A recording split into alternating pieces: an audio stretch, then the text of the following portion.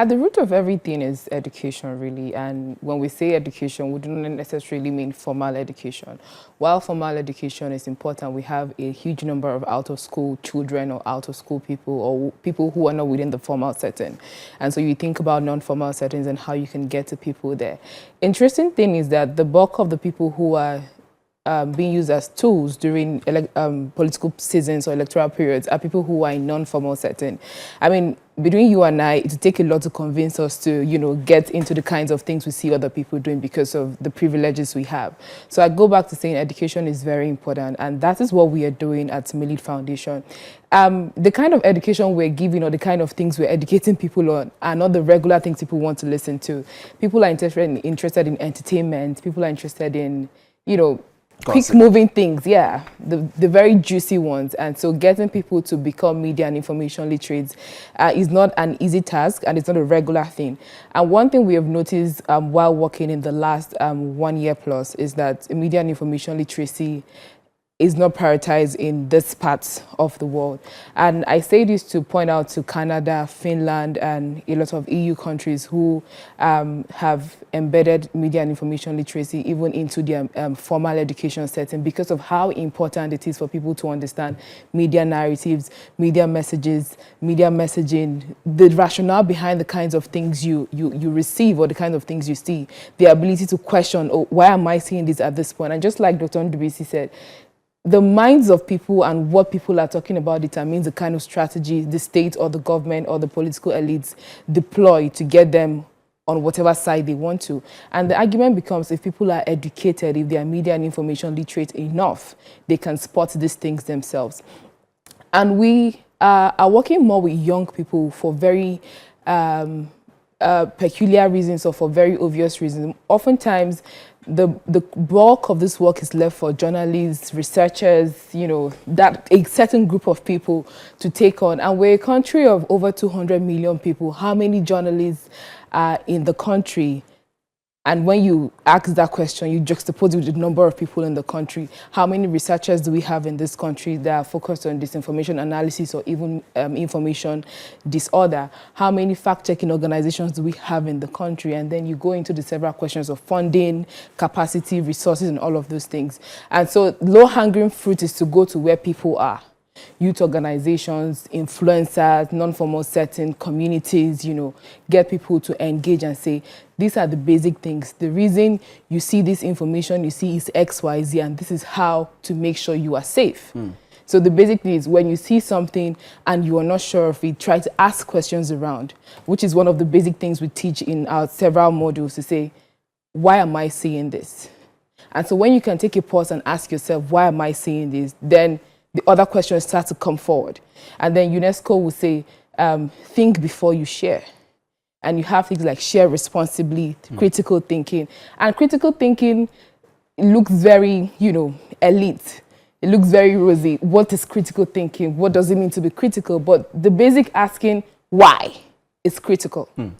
Where is this coming from? Who is pushing this? Why is this coming to me at this time? Why am I just saying this? And there are specific messages and messaging you see during political season that you don't see throughout the year, but when it gets to that point, it kicks off. And just to deviate a little bit, Dr.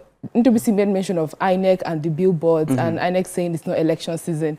I always like to disagree. I don't think election period ever closes. It's a continuum. We just keep even going. When somebody wins. Exactly. We keep going because even when a winner is announced, someone is already planning for the next season and doing, on the ground work in quote, like we call it. And we're seeing that happen already. The minds of people from 2023 are consistently being molded, remolded. People are trying to hold the minds of the ones they have. And we see this conversation happening on social media spaces, especially X and Facebook.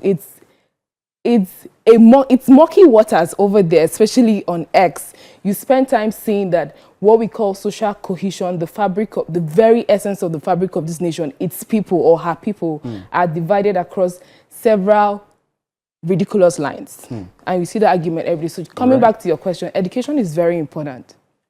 All right, thank you very much. Doctor, let's come back to you in say 3 minutes. Just give us this rundown of who really is driving and who really will be driving the narratives in the build up to this time. And then the question is, one of those things that this whole information chaos has really stirred is there's a greater distance in between the people and the government. And then the question is, how do we bridge this? Because the government has to be of the people. It has to be by the people, right? So how do we bridge this, that the information is true and it's solid, and each party, both the government and the people, can understand that, hey, this is where we are as a people. This is what we're channeling, basically. I mean, since you've asked a very critical question, right? And I like the argument by Chiamaka when she talked about critical thinking. In some countries, philosophy is something they even make students to pick even from primary school. Because critical thinking helps you to ask those why, who, those questions, right? Now, if you look at the question you've asked, it takes me back to the major argument, which is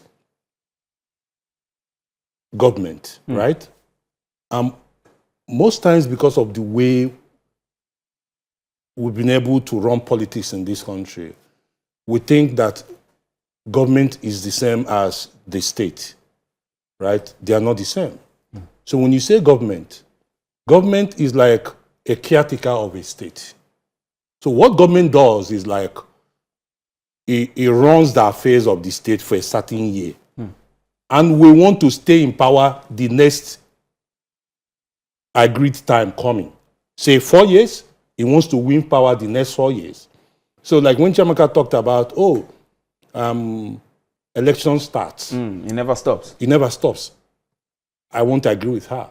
But why most times you have those rules is not to give handover undue power, influence, and advantage to people in power, forgetting their opposition who wants to take over from them, right? So for instance, if President Tinubu now starts campaigning now, he's going to be he'll be using state resources against the opposition.